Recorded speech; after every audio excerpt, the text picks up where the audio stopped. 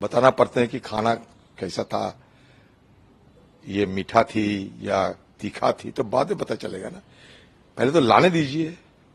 हम तो चाहते हैं कि वुमेन लीडर बिल जल्द से जल्द लाया जाए और पारित भी किया जाए, लेकिन उसके अंदर क्या है मैं अभी कैसे बताऊं। पहले लाने दीजिए, उसके बाद हमारे पार्टी की तरफ से जरूर हमारी व्याख्या दिया जाएगी। ये तो आप मानते हैं कि अगर सरकार ला रही तो जीत है आप लोगों की? नहीं, हम जिस ढंग से लाना चाहते हैं उस ढंग से अगर तो लाए, लेकिन ये वुमेन रिजर्वेशन बिल, इसकी शुरुआत यूपीए सरकार ने और खास मैडम सोनिया गांधी जी ने की थी। इसकी पहल शुरू की थी। इतने सालों लग गए, लेकिन फिर भी अगर आए तो बेहतर तो जरूर हुए। हम तो खुशी होंगे, पहले तो लाने दीजिए।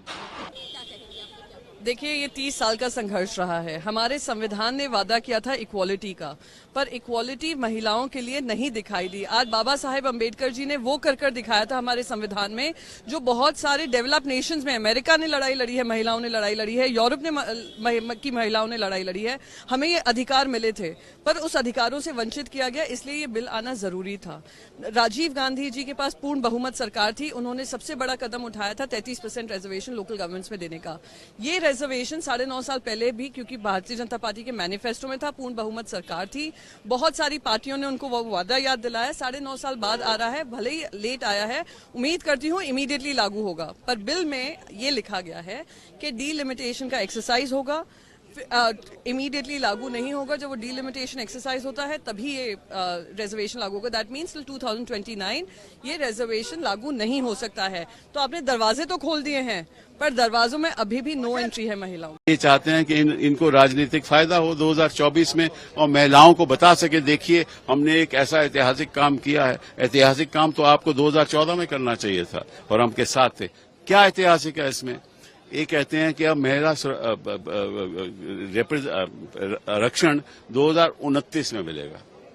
उस बीच में क्या होने वाला है? एक सेंसस होना जरूरी है और साथ में डिलिमिटेशन होना जरूरी है। और अगर सेंसस और डिलिमिटेशन नहीं हुआ तो फिर क्या होगा?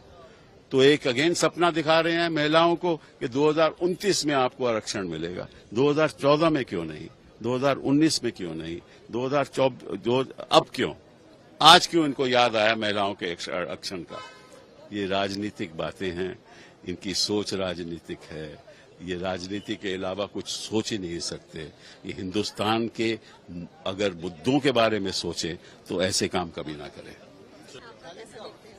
नहीं, माजी में भी जब इस तरह का एक बिल इंट्रोड्यूस हुआ था, चाहे वो 96 में हो या फिर जब यूपीए की सरकार थी, हमारी पार्टी ने उसका अपोज इसलिए किया था कि हमने इस बात का डिमांड किया था कि उसमें ओबीसी महिलाओं के लिए और मुस्लिम महिलाओं के लिए रिजर्वेशन होना चाहिए।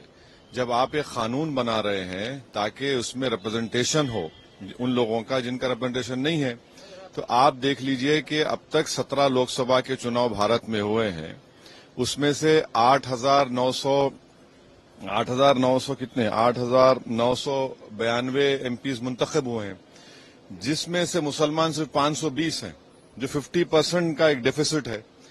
उस 520 में मेरे ख्याल से मुट्ठी भर मुस्लिम खवातीन हैं। तो आप रिप्रेजेंटेशन कहां दे रहे हैं? किसको दे रहे हैं रिप्रेजेंटेशन? जिनका रिप्रेजेंटेशन नहीं उनको रिप्रेजेंटेशन मिलना चाहिए ना। तो इस बिल में सबसे बड़ी खामी यह है कि इसमें ओबीसी महिलाओं को और मुस्लिम महिलाओं के लिए कोई कोटा नहीं रखा गया, इसलिए हम इस बिल के खिलाफ हैं। तो आप ये नहीं मानते कि तमाम जो महिलाएं हैं उनको भी कैटेगरी में बांट रहे हैं आप, या तमाम महिलाओं का सम्मान होना चाहिए? देखिए, जब आप महिलाओं को के लिए बना रहे हैं तो क्या ओबीसी महिला नहीं जीत कर आए यहाँ पर?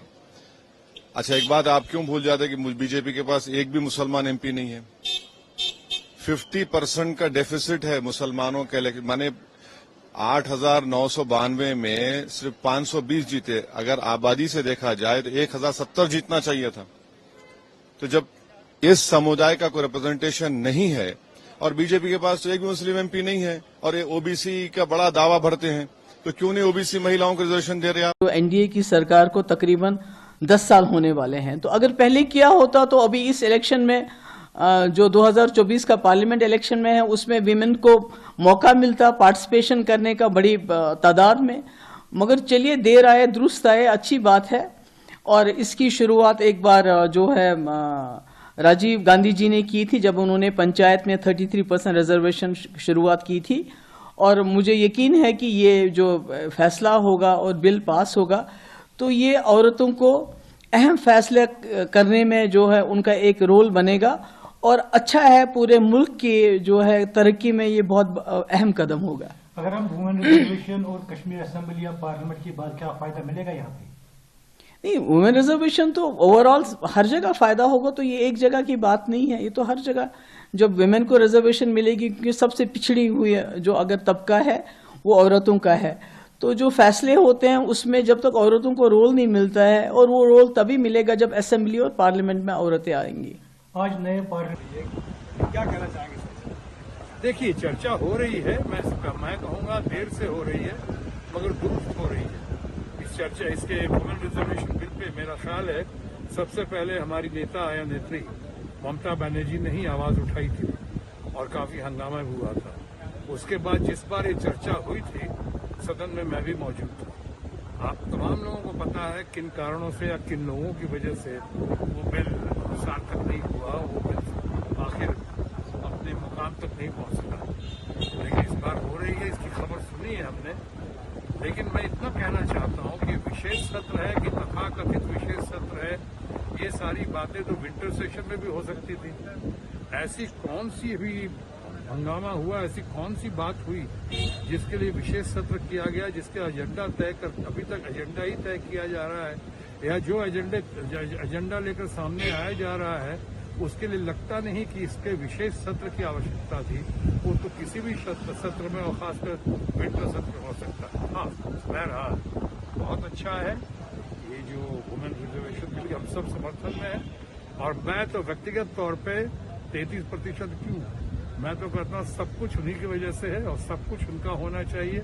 50% हो, 33% हो, हम उसका भरपूर समर्थन करते हैं और हमारी नेता ममता बनर्जी भी उसका जबरदस्त समर्थन करती है। अब सवाल ये उठता है कि ये खबरें अफवाहों पे आधारित हैं। क्या इस बार आएगा, नहीं आएगा, और क्या आएगा, या हर मुद्दे को भटकाने के लिए कोई नया मुद्दा लेकर सामने आ जाएगा?